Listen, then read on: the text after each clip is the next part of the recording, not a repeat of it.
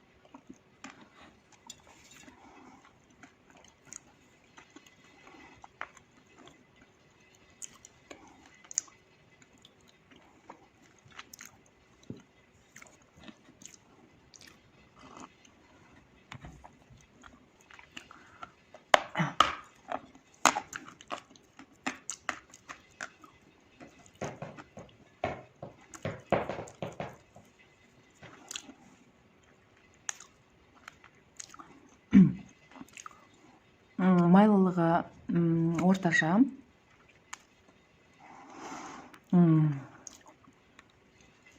Дама песочный. Прям чувствуется.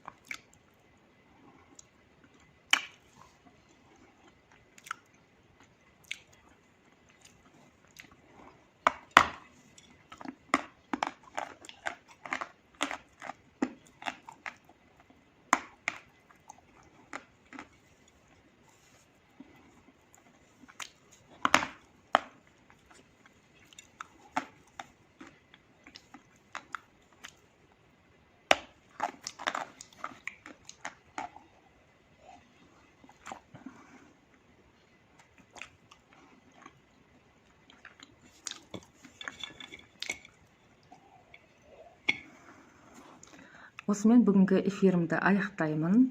Сұрақтарға толығымен дұрысынан түсінікті етіп жауап бере алдым деген ниеттемін. Сау саламатта болайық. Келесі кездескенше.